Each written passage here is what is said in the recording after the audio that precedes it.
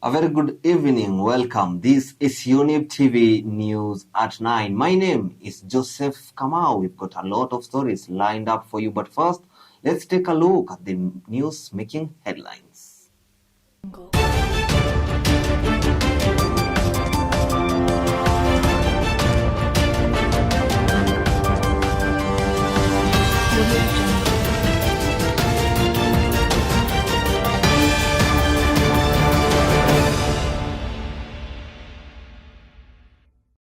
Ni vizuri kwamba serikali iweze kutoa amri kwamba kama wanapunguza fees zipunguzwe bila conditions zozote. Kwa hivyo kama nchi lazima tutafute msimamo dhabiti, ni vile tutaweza kupeleka watoto wetu shule bila kuwasumbua.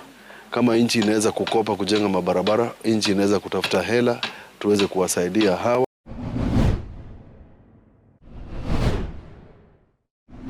Anzia hapa Ndeya kwa maana hapa ndio wakati mwingi tumekuwa na visa ambavyo zimeripotiwa. Sana imekuwa ya kwamba punda zimeweza kuchinjiwa huko upande wa Kedong, zinapitia hapa Ndeya, lakini tumeweza ku map out ama kuangalia ni mahali gani ambayo imekuwa ni hotspot.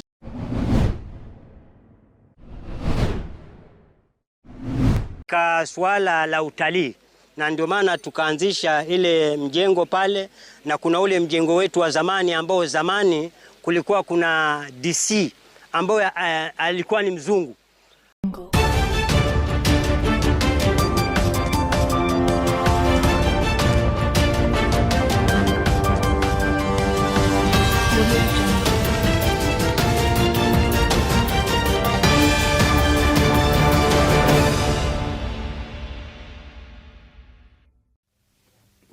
Welcome. Thank you for keeping it Younib TV. Now, the Senate Accounts Committee is now asking President William Ruto to provide evidence he has on allegations that some of them are being bribed while handling cases of governors brought before them.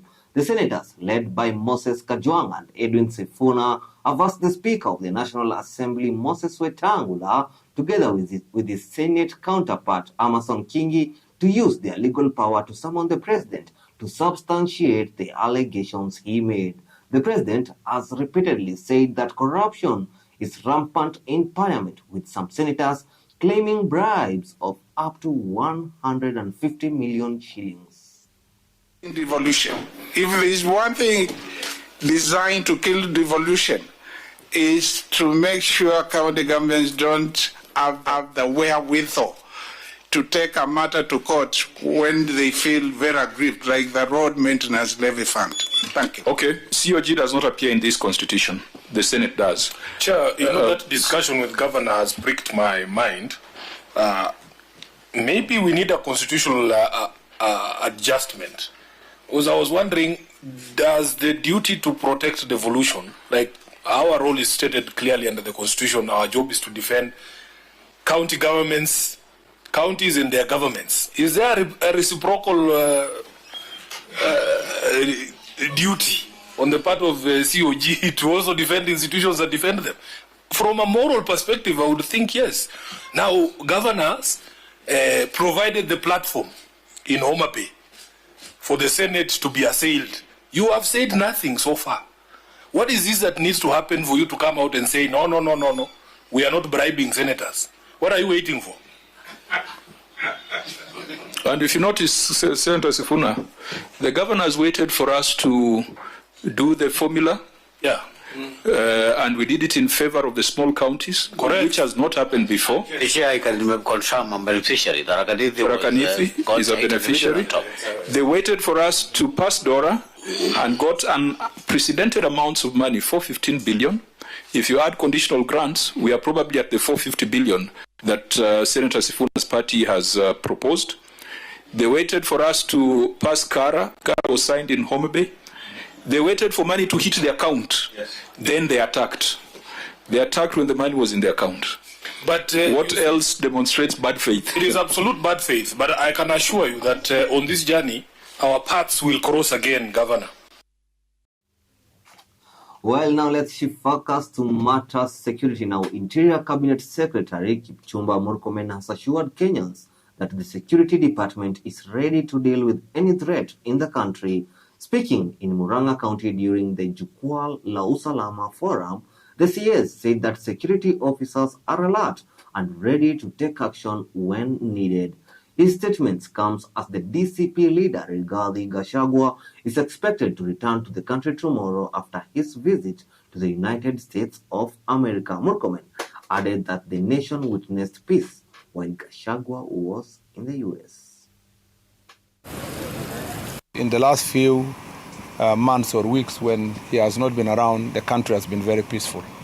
And so you have a point by saying that perhaps the security agency should be prepared for a more chaotic environment as a result of his coming back to the country. Let me say that the security sector is prepared to deal with any insecurity issues. The last time he was around and there were so many goons in the term of protests, we were very prepared. And every other minute the National Police Service is prepared to protect citizens and their property. We, of course, are aware of those elements of threatening disruptions, threatening football, threatening all these other issues. I need to say that we will take legal action against anybody who is going to break law. There is a very notorious businessman here called Mike Power, who has been harassing our security sector here in this county. Last night, our security team raided some of his outlets, and we were able to confiscate illegal, unadulterated ethanol, and illegal and counterfeit alcohol worth over 3 million shillings. There were calls from all over, including compromise and sabotage from our own security officers, and the IG is going to take disciplinary action against them today. Now let's go to matters health. Now the health sector unions are accusing some insurance companies of undermining the delivery of services to citizens. Led by the Secretary General of the KMPDU, Dr. Devji Atela, the unions say there is a business partnership among insurance companies that is now hampering the health sector. Impediment to universal healthcare in this country are private insurance companies that have decided to get themselves into cocoon and dictate to the patients which hospitals to visit. They dictate to patients which doctors to see. They dictate to patients which lab tests to have, and they dictate to patients which drugs to be issued. And this was well demonstrated in what they did in Nairobi Hospital, where for the first time we have seen insurance companies telling patients, don't go to this hospital. The issue of UHC should be disposed of by now. The money is there, but we are seeing a lot of bureaucracy. Ministry of Health did not ask for that money. It is us, the unions and the USC workers, who went on the streets and ensured that a budget is allocated of 606.2 billion to absorb UHC workers into permanent and pensionable terms. We are here concerned that there seems to be deliberate delay. We were told that they needed to do verification. The head count was done, and I think several weeks ago. But we are not getting any clear way forward on when these health workers are going to be absorbed. Now, the Energy Cabinet Secretary, Opiyo Wandayi, has warned those found involved in acts of disrupting and destroying government infrastructure such as power distribution plants and equipment in the country. Speaking in Likoni, Mombasa County, during the inauguration of a power distribution project in the area, CS Wandayi mentioned the many benefits that residents will reap from the presence of the resource, urging them to be at the forefront in ensuring the security of such vital facilities.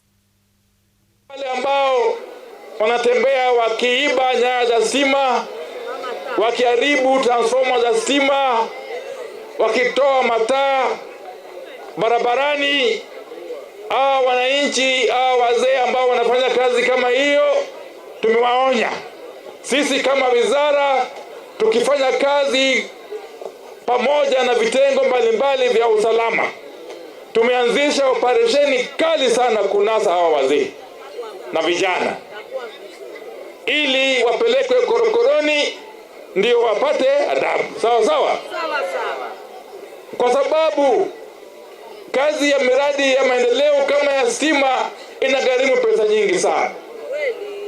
Na hiyo pesa ni pesa yenu kama wananchi. Iwapo mna changamoto za mambo ya moto, tuelezeni, tulete team ya Kenya Power ikae na nyinyi, tuangalie the best way, mutafanyiwa connection ya moto na mutumie moto kwa njia nzuri. Kwa sababu kivyengine tukifanya illegal connection tunaweza leta hatari, nyumba zingine zichomeke, hata si wenyewe tupoteze maisha. Now that's CS Wandanyi story takes us for a short break. We'll be back after this break.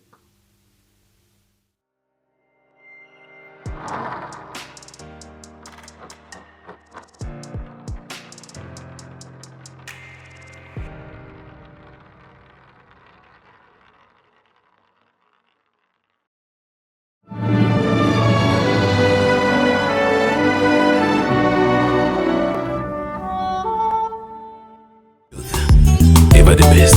Hallelujah.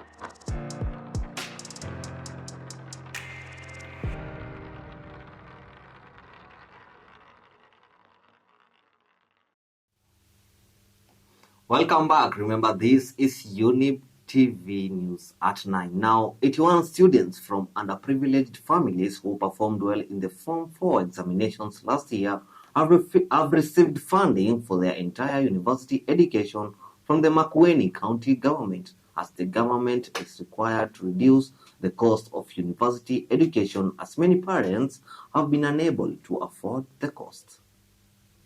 Sisi kama county, serikali za counties, tuko na jukumu ya kufanya what we call social safety net, kwa sababu basari ni social safety net programs ambazo zinasaidia wale ambao wajiwezi, na hiyo jukumu alijawachiwa serikali kuu katika kwa katiba. Ni jambo ambalo sisi wote tunaweza kulifanya. Hakuna haja ya kujenga mabarabara na kujenga vitu kubwa kubwa na ilhali kitango cha elimu watu hawapati nafasi na hakuna hela. We are concerned about the support to education by the government, and especially where funds have been diminishing, denying quite a number of students opportunities to be able to complete their studies.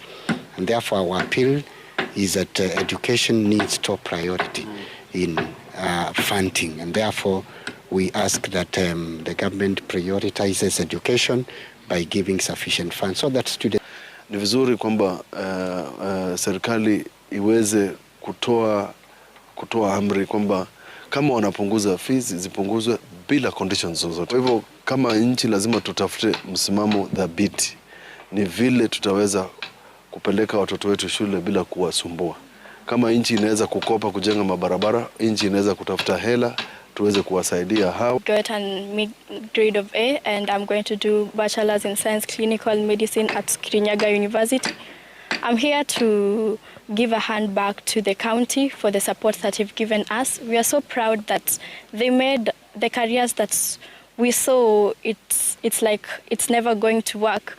They made it possible for us. I'm very grateful they have been light, because now I can see a future ahead, and I do say thank you. I do promise to work hard diligently so that I may not fail them and not fail myself.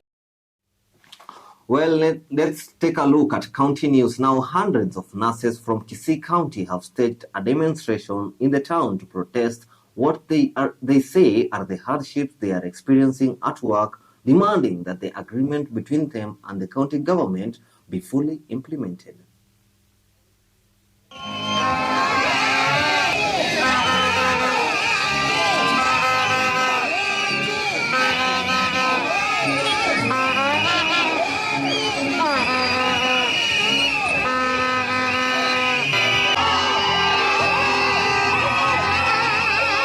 We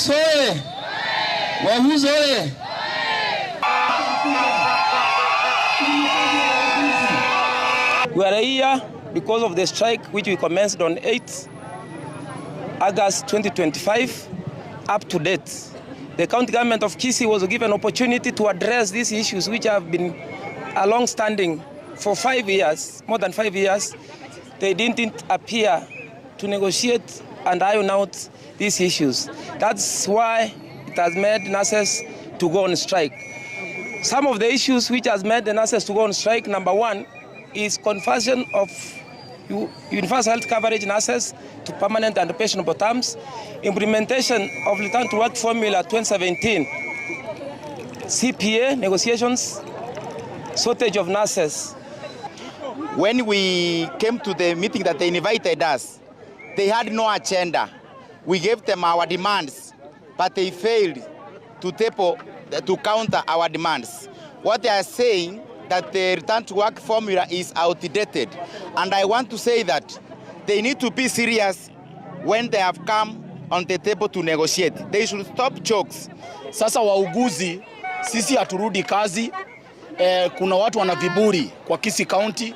Hakuna kurudi kazi mpaka wapunguze viburi, wakutane na ma-officials wetu, wasort issues out. Thank you so much.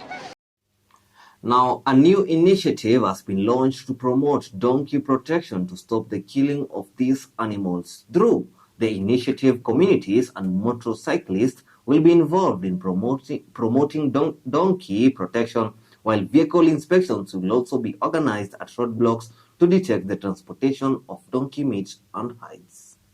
Anzia hapa Ndeya kwa maana hapa ndio wakati mwingi tumekuwa na visa ambavyo zimeripotiwa. Sana sana imekuwa kwamba punda zimeweza kuchinjiwa huko upande wa Kedong, zinapitia hapa Ndeya, lakini tumeweza kumap out ama kuangalia ni mahali gani ambayo imekuwa ni hotspot, na tumeweza kuangalia hii belt ya kuanzia hapa Ndeya kuelekea upande wa Suswa, Narok, na tutamalizia upande wa Bomet. Tema hao kikundi ya family system wametusaidia sana, na ninajua wakimaliza event pia watakuja tukue na ile seminar ili tuambiwe zile sheria tunaweza tumia.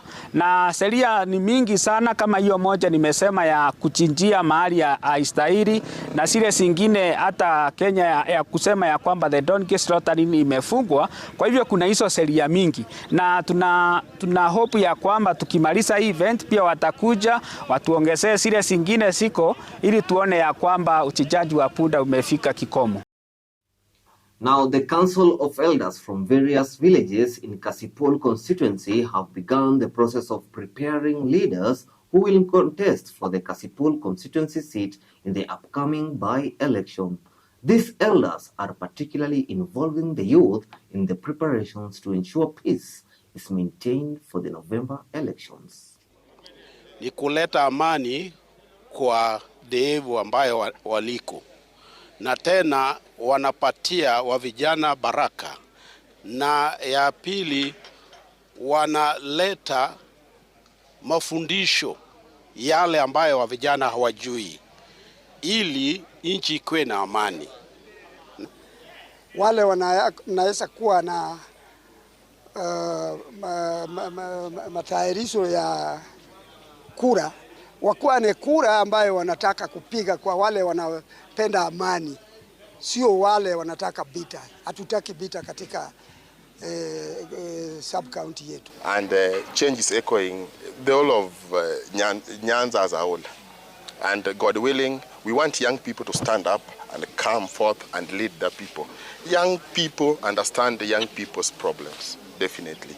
So I think it's good to give the young generation a chance to fight for what they believe and to lead themselves.